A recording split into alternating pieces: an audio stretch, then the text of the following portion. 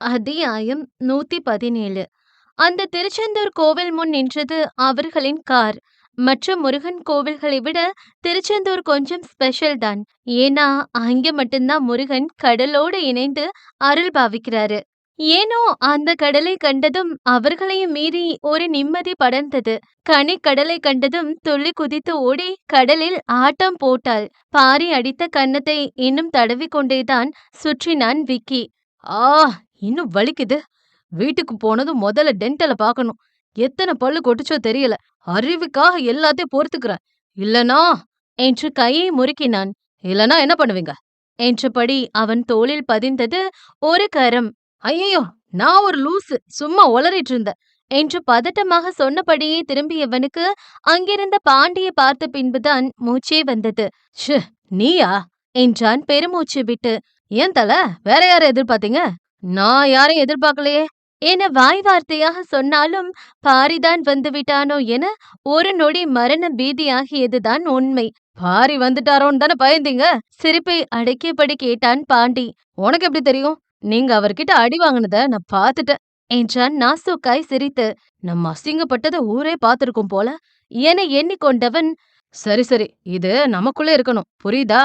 இல்லனா அவன் தங்கச்சிய ரகசியமா நீ சைட் அடிக்கிறேன்னு அவன்கிட்ட போட்டு கொடுத்துருவேன்.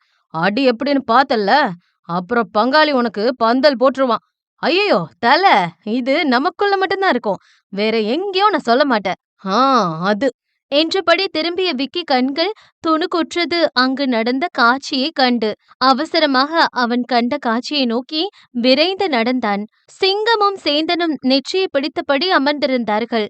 பெரியப்பா, நீங்க ஒன்னும் கவலைப்படாதீங்க. அவன் என்ன சொன்னாலும் பாரி அவனை நம்ப மாட்டான். இந்த உலகத்திலே அவன் ரொம்ப மதிக்கிறது உங்களைத்தான். அந்த கடவுள் வந்து சொன்னாலும் அவன் நம்ப மாட்டான். சிங்கம் அமைதியாக இருந்தார். இப்ப பிரச்சனை அது மட்டும் இல்ல. பாரி எனக்கு எதிரா எதுவும் பண்ண மாட்டான் தான். ஆனா அவன் அம்மாவை கொன்னது நான் தான் தெரிஞ்சா அவன் என்ன வேணாலும் பண்ணுவான். ஆனா முதல்ல பாரி அதை நம்பணுமே. அவன்கிட்ட அதுக்கான ஆதாரம் இருக்கணுமே. அதுதான் இங்க பிரச்சனை. என் காப்பு அவன் கையில. இன்னும் என்ன ஆதாரம் அவன்கிட்ட இருக்குன்னு தெரியல. நீ அவன் கண்ணை பாத்தியா? ஒரு துளி கூட அவன்கிட்ட பயம் இல்ல. சேந்தன் நக்கலாக சிரித்தபடி சொன்னார். என்னதான் இருந்தாலும் உங்க வீட்டு வாரிசு இல்ல, அப்ப அந்த வேகம் இருக்கத்தானே செய்யும். கொஞ்சம் குத்தி காட்டிதான் பேசினார் சேந்தன். சிங்கம் அவரை முறைத்து பார்த்தார். பாரி நமக்கு எதிரா திரும்புறதுக்கு முன்னாடி அந்த ஓடுகாளி மகனையும் மகளையும் கண்டந்துண்டமா வெட்டி காணா பணமாக்கணும். ஆனா அவ வயித்துல வளர்றது நம்ம வீட்டு வாரிசாச்சே. அவளே தேவையில்லங்கிற, அவ வயித்துல வளர்ற குழந்தைய மட்டும் ஏத்துப்பனா என்ன என்றவர் அவர்கள் இருவரையும் கூறு போடும் முடிவில் இருந்தார். இதை சிங்கத்துக்கே தெரியாமல் தன் போனில் வீடியோ எடுத்து வைத்துக் கொண்டார் சேந்தன். சாரி பெரியப்பா, இந்த சேந்தன் யாரையும் நம்ப மாட்டான். நாளைக்கே நீ என்ன போட்டு விட்டு தப்பிச்சு போக வாய்ப்பு இருக்கு. ஒருவேளை என் உசுருக்கு ஆபத்து வரக்கூடிய சூழல் வந்தா இந்த வீடியோ வச்சு உன்னை போட்டுட்டு இந்த சேந்தன் தப்பிச்சிருவான் என்று சேந்தன் எதற்கும் தயாராகத்தான் இருந்தார். அருவி அந்த கடற்கரை ஓரமாய் நின்று மெல்ல வேடிக்கை பார்த்து கொண்டிருந்தாள். நீ, நான், நம்ம குழந்தை 3 பேரும் சேர்ந்து தண்ணியில விளையாண்டா எப்படி இருக்கும்? சீக்கிரமே அந்த அழகான தருணம் நம்ம வாழ்க்கையில நடக்க போகுதுல்ல. காதல் ததும்ப ததும்ப பேசினான் பாரி. அருவி அவனை திரும்பி பார்த்துவிட்டு பின் கடற்கரை பக்கம் பார்வையை பதித்தாள். ஹனி, இன்னும் கோபம் போலையாடி உனக்கு என அவன் பேசி முடிக்கவில்லை. பாரு என்று ஒரு சத்தம். அருவியும் பாரியும் ஒரு சேர திரும்பி பார்த்தார்கள். அங்கே பட்டு சேலை கட்டி பல்லை காட்டியபடி நின்று கொண்டிருந்தாள் பவி, அருவியின் தோழி. இவ இங்க என்ன பண்றா? நீதான் வர சொன்னியா? மெல்லமாய் முணுமுணுத்தாள் அருவி. ஏய், எனக்கும் அதுக்கும் எந்த சம்பந்தமும் இல்லடி என்று சத்தியம் செய்தான் பாரி. பவி அவர்களை நோக்கி வந்தாள். பப்ளு என்ன சொல்ல வந்தவன் அருவியை முறைப்பை கண்டு பவி என்றான். பாரு, நீங்க சர்ப்ரைஸ் ஆயிட்டீங்க தானே? பாரியும் என்ன சொல்வதென்று தெரியாமல் ஆமா, இல்ல என்று 2 பக்கமும் தலையாட்டி வைத்தான். ஆ, எனக்கு தெரியும் நீங்க ஹாப்பி ஆயிடுவீங்கன்னு. அருவி ஓரக்கண்ணால் பாரியை முறைத்தாள். இங்க எப்படி வந்தா, எதுக்கு வந்தான்னு கேளு. அவனுக்கு கஞ்சாடை காட்டி சொன்னாள். இதென்ன கேள்வி? கோவிலுக்கு சாமி கும்பிடத்தானே சொல்ல வருவாங்க. அவளுக்கு பதில் அவனே சொன்னான். அருவி அவனை முறைத்தாள். ஓகே ஓகே, கேக்குறேன். என்ன பவி, திடீர்னு வந்திருக்கீங்க? அதுவும் இங்க எப்படி வந்தீங்க? உங்க மூலமாதான். அவள் அசால்ட்டாக தோள் குலுக்கி சொல்ல அவனை தீயாய் முறைப்பது அருவியின் முறையானது. ஏங்க, என்னங்க சொல்றீங்க? பாரி கொஞ்சம் பதறினான். மனசு ஒரு மாரி இருந்துச்சு. அதான் கோவில் போலான்னு பார்த்தேன். நீங்களும் திருச்செந்தூர் போறோம்னு இன்ஸ்டால போஸ்ட் போட்டீங்கல்ல, அத பார்த்து தான் நானும் உடனே வந்துட்டேன். ஓஹோ! இன்டைரக்ட்டா அவளுக்கு இன்ஃபர்மேஷன் குடுத்துருக்கீங்க. நான் எதுக்கு உங்களுக்கு நடுவுல இடைஞ்சலா? நான் போறேன். நீங்க என்ஜாய் பண்ணுங்க. என்று முனங்கிக் கொண்டவள் கோபமாக அங்கிருந்து விலகிச் சென்றாள். இருவருக்கும் இடையே மாட்டிக்கொண்டு அல்லல் படுவதென்னவோ பாரிதான். எத்தனை பேர் இருந்தபோதும் மாறனின் கண்கள் தேடியதென்னவோ தன்னவளைத்தான். எல்லாரும் இருக்காங்க. ஆனா நம்ம ஆள மட்டும் காணுமே என வேஷ்டியை மடித்து கட்டியபடி கண்களை நாலா பக்கமும் சுழல விட்டவனின் கண்களில் தென்பட்டாள் மீனாட்சி. பெண்ணவள் யாருடனோ நின்று பேசிக் கொண்டிருந்தாள். யார்கிட்ட பேசிட்டு இருக்கு நம்மாளு என்றபடி அவளை தேடி சென்றான். நீங்க எப்படி வரும் இங்க வந்தீங்க? அம்மா வேண்டுதல் வச்சிருந்தாங்களாம். ரொம்ப நாளா சொல்லிட்டே இருந்தாங்க. அதான் பப்ளிக் எக்ஸாம் முடியறதுக்குள்ள போயிட்டு வந்துரலான்னு வந்தோம். திடீர்னு உங்கள பார்த்ததும் எனக்கு ரொம்ப ஷாக்கிங். ஆமா, நீங்க யார் கூட வந்தீங்க? என்று வருண் கேட்டு முடிப்பதற்குள், ஆ, என் கூட தான் வந்தாங்க என்றபடி அவள் இடையோடு இறுக்கி அணைத்தான் மாறன். வருண் மாறனைக் கண்டு புருவம் உயர்த்தினான். இவரு என்று கேள்வியாக புருவம் உயர்த்தினான். நான் மீனாட்சி டீச்சரை தொட்டு தாலி கட்டின புருஷன் என்றான் இன்னும் அவளை தன்னோடு இறுக்கி அணைத்தபடி. கோவில்னெல்லாம் பார்க்கல நம்ம சாரு. அதென்ன யாரோ ஒருத்தன் என் பொண்டாட்டிய சைட் அடிக்கிறான்னு ஒரு கோபம். மீனாட்சி, உங்களுக்கு கல்யாணம் ஆயிடுச்சா? சிறு அதிர்ச்சியுடன் கேட்டான். மீனாட்சி சங்கடமாய் தலையாட்டினாள். என்ன மீனாட்சி, பாரு, சாருக்கு இது கூட தெரியல. அது என் பொண்டாட்டிக்கு கொஞ்சம் தயக்கம். மெக்கானிக் புருஷனை கல்யாணம் பண்ணிருக்கோன்னு சொல்ல. மீனாட்சி சட்டென்று மாறனை திரும்பி பார்த்தாள். என்று சொல்வதை விட அவனை முறைத்தாள் என்றுதான் சொல்ல வேண்டும். வருண் முகமே ஒரு மாதிரி மாறிவிட்டது. அவர்களுக்குள் ஒரு மாதிரி தர்ம சங்கடமான நிலை அது. மாறன் மீது உண்டான கடும் கோபத்தில் பட்டென அவன் கையை தட்டிவிட்டு விலகி சென்றாள் மீனாட்சி. வருணும் விலகி செல்ல நினைத்தான். ஆனால் அதற்குள் வருண் தோளில் கையை போட்டு சற்று தள்ளி அழைத்து சென்றான் மாறன். அப்புறம் சாமி கும்பிட்டீங்களா? வாழ்க்கையெல்லாம் எப்படி போகுது? வாத்தியார் வேலையில நல்ல சம்பளம் வருதா? பொண்ணுக்கு வரதட்சணை நிறைய வாங்கலான்னு பிளான் பண்ணிருப்பீங்க, அப்படித்தானே? வருண் அமைதியாக இருந்தான். அவனால் எப்படி பேச முடியும்? அவனை பேச விடாதபடி அவள் கழுத்தில் கையை போட்டு நெரித்துக் கொண்டிருந்தானே மாறன். மீனாட்சி மிஸ் மேல சாருக்கு ஒரு கண்ணு இருக்கு போல. ஐயோ, இல்ல இல்ல சார். அவன் கொஞ்சம் பம்மியபடி சொன்னான். சும்மா சொல்லுங்க. அதான் அன்னைக்கே பார்த்தனே. மேடம் வச்ச கண்ணு வாங்காம பாக்குறீங்க. வலிஞ்சு வலிஞ்சு பேசுறீங்க. பிக்கப் பண்ண ட்ரை பண்ணுங்க தானே? மாறன் குரல் கொஞ்சம் கொஞ்சமாக மாறியது. அ அவங்க மேரிட்ன்னு தெரியாது சார். இல்லன்னா உங்கள பார்த்திருக்க மாட்டேன். இதுக்கு முன்னாடி பார்த்ததும் தப்புதான். இதுக்கு மேல பார்த்தாலும் தப்புதான். இல்லன்னா பார்க்கறதுக்கே கண் இல்லாம பண்ணிருவேன். பைக்கையும் காரையும் பார்ட் பார்ட்டா பிரிச்சு வைக்க தெரிஞ்ச எனக்கு, மனுஷன அக்கு சுக்கா பிரிச்சு வைக்க ரொம்ப நேரம் ஆகாது. புரியும்னு நினைக்கிறேன். என்று அவன் கழுத்தில் அழுத்தம் கொடுக்க அவனுக்கு வலித்தது. ஆ, இனிமே மேடம் பக்கம் போக கூட மாட்டேன் சார். இனி அவங்க இருக்க பக்கம் கூட தலை வச்சு படுக்க மாட்டேன் என்றான் பதறிக்கொண்டு. சார் எப்ப கிளம்புறீங்க? உடலை வளைத்தபடி கேட்டான். இதோ இப்பவே இப்பவே கிளம்புறேன் சார். இனி நீங்க இருக்க பக்கம் கூட வரமாட்டேன் என துண்டை காணும் துணியை காணும் என்று அலறி அடித்துக்கொண்டு ஓடிவிட்டான் அந்த வாத்தி. சரி, இப்ப போய் நம்ம பொண்டாட்டிய சமாதானப்படுத்தலாம் என்று தன்னவளை தேடி சென்றான். மீனாட்சியோ கடும் கோபத்தில் அந்த கடற்கரை ஓரமாய் நடந்து சென்றாள். ஏ மீனாட்சி, நில்லு! அவள் திரும்பி கூட பார்க்கவில்லை. அடியே டீச்சர் அம்மா, நில்லடி என்றான் கத்தி கூச்சலிட்டபடி. அவள் கடும் கோபத்தில் இருந்தாள். மாறன் ஓடி சென்று அவள் கையை பிடிக்க படாரென்று அவன் கன்னத்தில் விழுந்தது ஒரு அறை. அந்த அடியெல்லாம் அவனுக்கு எறும்பு கடித்தார் போலதான் இருந்தும் முதலை கண்ணீர் வடித்தான். உனக்கு என்னையா அப்ப பிரச்சனை? ஏன் என்ன இப்படி இம்சை பண்ற? இப்ப எதுக்கு அவர் முன்னாடி இப்படி நடந்துக்கிட்ட? என் கண்ணு முன்னாடி அவன் என் பொண்டாட்டிய சைட் அடிச்சா என்ன பார்த்து பல்ல காட்ட சொல்றியா? இல்ல வாழ்க வளமுடன்னு கொடை பிடிக்க சொல்றியா? கோபம் வந்துச்சு, அதான் சொன்னேன். அவனை பொளக்காம விட்டுருக்கேன்னு சந்தோஷப்படு என்றான் சிரித்தபடி. என்ன சொன்ன? பொண்டாட்டியா? இன்னொரு முறை சொல்லு என்றவளுக்கு விரக்தியுடன் கூடிய புன்னகைதான் வந்தது. இப்பதான் அவனுக்கு பொண்டாட்டின்னு தெரியுதா? என் கழுத்துல தாலி கட்டிட்டு அப்படியே விட்டுட்டு வரும்போது தெரியலையா? இல்ல நீதான் வேணும்னு பைத்திய மாதிரி உன் பின்னாடி சுத்தி சுத்தி வந்தனே, அப்ப தெரியலையா? இல்ல உன் தங்கச்சி வாழ்க்கை முக்கியம்னு என்ன பத்தி கொஞ்சம் கூட யோசிக்காம டிவோர்ஸ் பேப்பரை நீட்டனியே, அப்ப தெரியலையா? உங்க கண்ணுக்கெல்லாம் நான் இது வரைக்கும் ஒரு மனுஷியா கூட தெரிஞ்சதில்லையே, இப்ப மட்டும் எப்படி பொண்டாட்டி மாதிரி தெரியற என்றவளுக்கு ஏனோ கண் கலங்கியது. இப்ப என்ன சொன்ன? மெக்கானிக் புருஷனா? உன்னை என்னைக்காவது நீ செய்யற வேலைய வச்சு கேவலமா பேசிருக்கனா? இல்ல அதுக்காக விட்டு விலகிதான் போயிருக்கேனா? உன் மனச மட்டும் தாயா பார்த்த. எங்க வீட்ல எல்லாரும் எதிர்த்த போதும் நீ வேண்டான்னு என் ஃப்ரெண்ட்ஸ் எல்லாரும் சொன்ன போதும் நீதான் வேணும்னு ஒத்த கால்ல நின்னையா? ஆனா நீதான் என்ன உன் கால் தூசி கூட மதிக்கல. உனக்கு எப்பவுமே உன் தங்கச்சி தங்கச்சி தங்கச்சி மட்டும்தான் முக்கியம். மாறன் மௌனமாக நின்றான். அவன் என்ன பேச முடியும்? அவள் பேசும் அனைத்துமே உண்மைதானே. தன் தங்கை பற்றி மட்டும்தான் அவன் கவலை கொண்டிருந்தான். என் கண்ணீர் என் தலையணைக்கு மட்டும்தான் தெரியும். நீ என்ன பார்க்க வந்ததும் எவ்வளவு ஆசையா காத்திருந்து தெரியுமா? ஆனா ஒரு டிவோர்ஸ் பேப்பரை நீட்டி என் மனச சுக்குநூறா உடைச்சிட்டு இப்ப எந்த முகத்தை வச்சுக்கிட்டு என்கிட்ட பேசுற? என் அண்ணன் பண்ண தப்பு மட்டும் நீயும் உன் தங்கச்சியும் இத்தனை நாள் குத்தி காட்டுறீங்களே, அப்ப நீ எனக்கு பண்ணது அதுக்கு என்ன பதில் சொல்ல போற? என் அண்ணனுக்கும் உனக்கும் என்னைய வித்தியாசம் என்றாள் ஒரே போடாக. அத்தியாயம் 118. இவங்க என்ன பண்றா என்றபடி அங்கு கூட்டமாக இருந்த இடத்திற்கு சென்றான் விக்கி. அங்கே ஜெனிஃபர் அனார்கலி சுடிதாரில் நின்று கொண்டிருந்தாள். அவளை சுற்றி சிலர் நின்றார்கள். அந்த காட்சியை பார்த்ததும் அவனால் புரிந்து கொள்ள முடிந்தது, அது பெண் பார்க்கும் படலம் என்று. இந்த பொண்ணு கிறிஸ்டியன் தானே, ஆனா கோவில்ல வச்சு எப்படி பொண்ணு பாக்குறாங்க? ஒருவேளை கலப்பு திருமணமோ என எண்ணிக்கொண்டவனுக்கு இதுதான் சரியான வாய்ப்பு. அவளை பழிவாங்கிவிட தோன்றியது. ஆனால் விக்கி மோசமானவன் இல்லை. இன்னொரு நாள் ஏதாவது வாய்ப்பு கிடைக்கும், பார்த்து கொள்ளலாம் என்று அவன் விலக நினைக்கும் போதுதான் அந்த காட்சியை கண்டான்.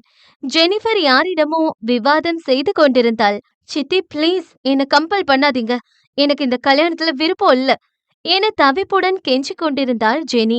அவனுக்கே ஆச்சரியம்தான். அவளை கண்டு அந்த போலீஸ் ஸ்டேஷனை மிரளும் போது அவள் என்னவென்றால் இத்தனை பணிவுடன் கெஞ்சி கொண்டிருக்கிறாள். இங்க பாரு ஜெனிஃபர், பையனுக்கு என்ன குறைச்சல்? நல்ல வசதி, உன்னை தங்கமா பாத்து பாரு. என்ன, உன்னை விட ஒரு 20 வயசு அதிகம். முதல் பொண்டாட்டி செத்து போச்சுன்னு உன்னை 2ஆம் தரமா பார்க்க வந்திருக்காரு. அம்பிட்டுதான். இந்த வரம் மட்டும் உனக்கு கிடைச்சா நீ ராணி மாதிரி வாழலாம் என இல்லாத ஜடையை பின்னால் போட்டு மினுக்கி கொண்டார் அவர். ஜெனிஃபரின் அப்பா ஒரு இந்து, ஜெனி அம்மா ஒரு கிறிஸ்டியன். இருவரும் காதல் திருமணம் செய்து கொண்டனர், குடும்பத்தை எதிர்த்து. ஜெனி பிறந்த உடனே அவள் அன்னை இறந்துவிட ஜெனி தந்தை இன்னொரு திருமணம் செய்து கொண்டார். அன்றிலிருந்து அவள் வாழ்க்கை நரகம்தான். வீட்டில் காட்ட முடியாத கோபத்தை வெளியே காட்டிக் கொண்டிருப்பாள். ஏதோ இன்று ஒரு 50 வயது அங்கிளுக்கு அவளை திருமணம் முடிக்க முயற்சி செய்கிறார். ஏனோ இதை கண்டு விக்கிக்கே ஒரு மாதிரி இருந்தது. பேசாம நம்ம ஏதாவது ஹெல்ப் பண்ணுவோமா? அவன் மனம் யோசித்தாலும், அவ உன்னை எவ்ளோ டார்ச்சர் பண்ணா, அவளுக்கு ஹெல்ப் பண்ண போறியா? அவளுக்கு இருக்க திமிருக்கு இது மட்டும் இல்ல, இன்னும் அனுபவிப்பா என்று விலகி செல்ல நினைத்தாலும் அவன் மானம் கெட்ட மனம் சம்மதிக்கவில்லை. எங்க பொண்ணுக்கு சம்மதம், நம்ம இன்னைக்கே தட்ட மாத்திக்கலாம், இன்னும் ஒரு வாரத்துல கல்யாணத்தை வச்சுக்கலாம் என்று பல்லை காட்டிய ஜெனியின் சித்தி அந்த தாம்பூல தட்டை கையில் எடுத்தார். அப்பொழுது ஹாய் டார்லிங் என்று ஒரு சத்தம். அங்கிருந்த அத்தனை பேரும் என்னவென்பது போல் திரும்பி பார்த்தனர். விக்கி ஜெனியின் இடையில் கை போட்டு அவளுடன் சேர்ந்து அணைத்தபடி வந்து நின்றான். இதில் அதிர்ந்து போனது அங்கிருந்தவர்கள் மட்டுமல்ல, ஜெனியும் தான். அவள் விக்கியை அந்த இடத்தில் எதிர்பார்க்கவில்லை. அத்துடன் அவள் இடையை பிடித்ததுதான் இன்னும் அதிர்ச்சி. டே பொறுக்கி, என்னடா பண்ற? சத்தமாய் திட்ட முடியாதவள் அவனுக்கு மட்டும் கேட்கும்படி அவன் காதில் முணுமுணுத்தாள். ஹா, உன்னை காப்பாத்த அந்த கடவுள் அனுப்புன சேவகன் நினைச்சுக்கோ. வாட்? என்னடா உளறிட்டு இருக்க? முதல்ல என் ஹிப்ல இருந்து கையெடுடா பக்கி. விக்கி அவளை திரும்பி பார்த்தான். இந்த காட்சியை பார்க்கும் பொழுது இருவரும் ஏதோ ரொமான்டிக்காய் பேசிக் கொள்வது போல்தான் இருந்தது. உனக்கு அந்த அங்கிள் ஓகேவா? அவனுக்கு 2ஆம் தரமா வாக்கப்பட சம்மதமா? ஜெனி அமைதியாக இருந்தாள். இல்லதானே? அப்ப கம்முன்னு நான் சொல்றத மட்டும் கேளு. என்ன பண்ணணும்னு எனக்கு தெரியும். ஏய், யாருப்பா நீ? எம்பிட்டு தைரியம் இருந்தா இத்தனை பேர் முன்னாடி எங்க வீட்டு பொண்ணு இடுப்ப பிடிப்ப? ஜெனியின் சித்தி பொங்கி கொண்டு வந்தார். நான் லவ் பண்ற பொண்ணோட இடுப்ப பிடிக்காம உங்க இடுப்பையா பிடிப்பேன்?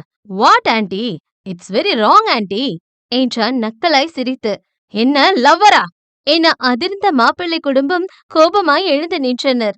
என்னம்மா, இந்த பையன் என்ன உமெல்லாம் சொல்றான்? உங்க பொண்ணு யாரையும் லவ் பண்ணலன்னு தானே சொன்னீங்க. இப்ப என்னன்னா எவனோ ஒருத்தர் லவ்வர்னு வந்து நிக்கிறான், உங்க பொண்ணு இடுப்ப பிடிக்கிறான், உங்க வீட்டு பொண்ணு அமைதியா நிக்குது. என்னதான் நடக்குது? எங்களை கூப்பிட்டு வச்சு அசிங்கப்படுத்துறீங்களா? மாப்பிள்ளை வீட்டுக்காரர்கள் சண்டைக்கு வந்தார்கள். ஐயோ, அவன் பொய் சொல்றான். ஜெனி லவ் பண்ணல. அவள் சம்மதம் சொன்னதாலதான் நான் உங்களை பொண்ணு பார்க்கவே வர சொன்னேன். ஆனா பார்த்தா அப்படி தெரியலையே. அவன் இடுப்ப பிடிக்கிறான், உங்க பொண்ணு சும்மாதான் நிக்குது. நீங்க கோவப்படாதீங்க, நான் கேக்குறேன் என்று அவரோ கோபமாய் ஜெனியை நெருக்கினார். ஏய், என்னடி இதெல்லாம்? யாரடி இவன்? எவனோ உன் இடுப்ப புடிச்சிருக்கான். நீ பல்ல காட்டிட்டு நிக்கிற. என்ன நடக்குது? என்றார் கோபமாக. இவ்வளவு நேரம் மௌனமாக நின்ற ஜெனி தலை நிமிர்ந்தாள். அவரு யாரோ இல்ல. என் லவ்வர் தான் சித்தி. நாங்க லவ் பண்றோம் என்றாள் தயக்கமாக. அங்கிருந்த அத்தனை பேரின் முகமும் மாறியது. அவர்கள் வாய்க்கு வந்தபடி ஜெனியின் சித்தியைத்தான் திட்டினார்கள். உங்கள நல்ல குடும்பம் நினைச்சா கூப்பிட்டு வச்சு அசிங்கப்படுத்துறீங்களா? இதெல்லாம் எங்களுக்கு சரிப்பட்டு வராது. நாங்க இப்பவே இங்கிருந்து கிளம்புறோம் என கோபமாக அவர்கள் விலகி சென்றார்கள். பாவி! எல்லார் முன்னாடி எங்களை அசிங்கப்படுத்திட்டியே! உன்ன என்று ஜெனி அடிக்க கோபமாக கையை ஓங்கினார் அவர். அப்பொழுது அவர் கை அந்தரத்தில் நின்றது. அவர் என்னவென்பது போல் திரும்பி பார்த்தார். விக்கி தான் அவர் கையை பிடித்திருந்தான். What anti? லவ்வர் முன்னாடி ஆள அடிக்க போறீங்க? தப்பு தப்பு, ரொம்ப தப்பு ஆன்ட்டி. இனிமே இப்படி சில்லறத்தனமா நடந்து கூடாது.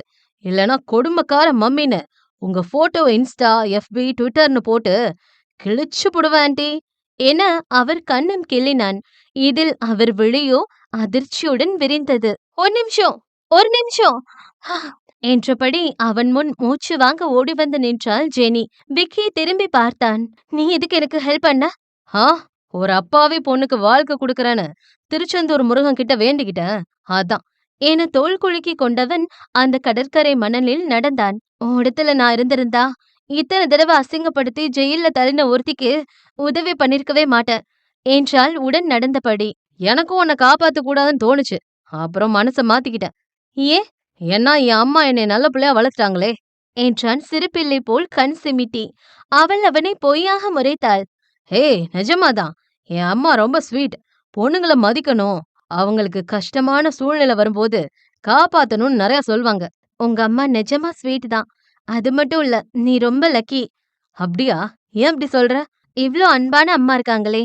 விக்கி அவளை கேள்வியாக பார்த்தான். உன் அம்மா கொஞ்சம் மோசமா இருந்தாலும் உனக்கும் அம்மா இருக்காங்க தானே? அவள் சிரித்தாள். என் அம்மா நான் பொறக்கும் போதே என்ன இந்த உலகத்துல தனியா விட்டுட்டு போயிட்டாங்க. அவங்க என் சித்தி. ஓ, சித்திலாம் கொடுமை பண்ணுவாங்கன்னு கேள்விப்பட்டிருக்கேன். ஆனா இப்பதான் பாக்குறேன். நீதான் அவ்ளோ தைரியமான பொண்ணாச்சே. அப்போ உன்னால முடியாதுன்னு சொல்ல வேண்டியது தானே? அதுக்கு தான் ரொம்ப வருஷமா ட்ரை பண்றேன். ஆனா வெளிய தைரியமா இருக்க என்னால இவங்கள மீறி எதுவுமே செய்ய முடியாது. அது ஏன்னு தெரியல என்றாள் விரக்தியாய் சிரித்து. சரி, இனிமே கொஞ்ச நாளைக்கு அவங்க இம்சை இருக்காது. அதுக்குள்ள உனக்கான ஒரு பையனை செலக்ட் பண்ணிடு. அந்த பையனை கல்யாணம் பண்ணிக்கோ. உனக்கு என் மேல கோபம் இல்லையா? அவள் மனதில் தோன்றியதை கேட்டாள். இருக்குதான். ஆனா அதை நான் வேறு விதமா பழி வாங்கிக்கிறேன் என்றான் சிறு புன்னகையுடன். அந்த சன்னிதானத்தில் நின்று மனமுருகி பிரார்த்தனை செய்து கொண்டிருந்தாள் மீனாட்சி. பின் மெல்ல கடற்காற்று முகத்தில் வீசும்படி வந்து வெளியே அமர்ந்தாள். இத்தனை நாட்களாக அவள் மனத்தில் தோன்றியதை மொத்தமாக கொட்டிவிட்டாள் அவனிடம். அவளும் ஒரு மனுஷிதானே, எத்தனை கஷ்டங்களை தான் தாங்கிக் கொள்வாள். அண்ணி, அவள் பக்கத்தில் கேட்ட சத்தத்தில் மெல்லமாய் திரும்பி பார்த்தாள் பெண்ணவள். பக்கத்தில் அருவிதான் வயிற்றை பிடித்தபடி அமர்ந்தாள். கோபமா அண்ணி? மீனாட்சி மௌனமாக இருந்தாள். நான் சின்ன வயசுலயே அம்மா அப்பாவை இழந்துட்டேன். எனக்கு விவரம் தெரிஞ்ச வயசுல இருந்தே என் அண்ணன் தான் எனக்கு எல்லாமுமா இருந்திருக்காங்க. சின்ன வயசுல இந்த மாதிரி கூட்டத்தை பார்க்கும்போது என் வயசு குழந்தைங்க அம்மா அப்பாவோட சந்தோஷமா இருக்கிறத பார்த்து என் அண்ணா கிட்ட கேட்பேன், நமக்கு ஏன் அம்மா இல்லைன்னு. அப்ப என் அண்ணா என்ன சொல்வான் தெரியுமா? யாருடா சொன்னா நமக்கு அம்மா அப்பா இல்லைன்னு? அதோ அந்த நட்சத்திரம் பாத்தியா? அங்கிருந்து அவங்க நம்மள பாத்துக்கிட்டே தான் இருக்காங்க. இப்போதைக்கு உன்னை பத்திரமா பாத்துக்க சொல்லி என்கிட்ட சொல்லிட்டு போயிருக்காங்க. கண்டிப்பா அவங்க வருவாங்கன்னு சொல்வான். நானும் அத நம்பினேன். ஆனா ஒரு கட்டத்துக்கு மேலதான் எனக்கு புரிஞ்சுது, அவங்க வரவே மாட்டாங்கன்னு. ஆனா அவங்க இருந்திருந்தா கூட என்னை இப்படி வளர்த்திருப்பாங்களான்னு தெரியாது. எனக்கு கலர் கலரா ட்ரெஸ் வாங்கி கொடுத்துட்டு அவன் கிழிஞ்ச ட்ரெஸ்ஸ போட்டுப்பான். எனக்கு வாய்க்கு ருசியா சமைச்சு போட்டுட்டு அவன் கஞ்சி தான் குடிப்பான். அவன் படிக்காம பகலா உழைச்சு என்ன படிக்க வச்சான். இன்னைக்கு நான் ஒரு டாக்டர். ஆனா அவன் மெக்கானிக். பல இடத்துல பொண்ணு பார்க்க போகும்போதும் அவன் சாதாரண மெக்கானிக். அவனுக்கு எப்படி நாங்க பொண்ணு குடுக்கறதுன்னு சொல்லும்போதும் எனக்கு குற்ற உணர்ச்சியா இருக்கும். எனக்கு அப்புறம் என் அண்ணனை பார்த்துக்க யாருமே இல்லாம போயிடுவாங்களோ, அண்ணன் தனியாவே இருந்துருமோன்னு நினைச்ச போதுதான் உங்கள பார்த்தேன். உங்கள பார்த்த நிமிஷம் எனக்கு பிடிச்சு போச்சு. எனக்கு அப்புறம் என் அண்ணனை நீங்க பார்த்துப்பீங்கன்னு நம்பிக்கை வந்துச்சு. அண்ணாவுக்கு மட்டும் இல்ல, எனக்கும் அம்மாவா இருப்பீங்கன்னு நம்பிக்கை வந்துச்சு. மீனாட்சி மெல்ல அருவியை திரும்பி பார்த்தாள். ஆனா அண்ணாவ நீங்க ஜெயிலுக்கு அனுப்புனதும், உங்க மேல நான் கோபப்பட்டேன். நீங்க வேணான்னு முடிவு பண்ணேன். என் அண்ணன் அப்ப கூட உங்க மேல கோபப்படல. ஏன் தெரியுமா? மீனாட்சி ஏன் என்பதைப் போல் பார்த்தாள். ஏன்னா உங்கள பார்த்த நிமிஷமே என் அண்ணன் உங்கள விரும்ப ஆரம்பிச்சிருச்சு. அதுக்கு உங்கள ரொம்ப பிடிக்கும். ஆனா எதையும் வாய் விட்டு சொல்லியோ, ஆசைப்பட்டோ அதுக்கு பழக்கம் இல்ல. என்ன புடிச்சாலும் அத மனசுக்குள்ளே வச்சுக்கும். அது எந்த அளவுக்கு உங்கள லவ் பண்ணியிருந்தா, உங்கள ஒருத்தன் கஷ்டப்படுத்தணும்னு நெனச்சதுக்காகவே அவன இல்லாம பண்ணியிருக்கும். மீனாட்சியின் விழி பெரியதாய் விரிந்தது. கார்த்திக். ம். அன்னைக்கு அவன்கிட்ட இருந்து உங்கள காப்பாத்துனது என் அண்ணன் தான். உங்க மேல காதல் இல்லாம இருந்திருந்தா, அது அப்படி பண்ணுமா? இல்ல உங்களுக்காக இத்தன பேர அடிச்சு போட்டுட்டு, உங்க கழுத்துல தாலி தான் கட்டுமா? நீங்க பேசுனத நான் கேட்டேன் அண்ணி. என் அண்ணன் டிவோர்ஸ் குடுத்தான்னு தானே உங்க கோபம். அது உண்மையான டிவோர்ஸ் பேப்பரே இல்ல அண்ணி.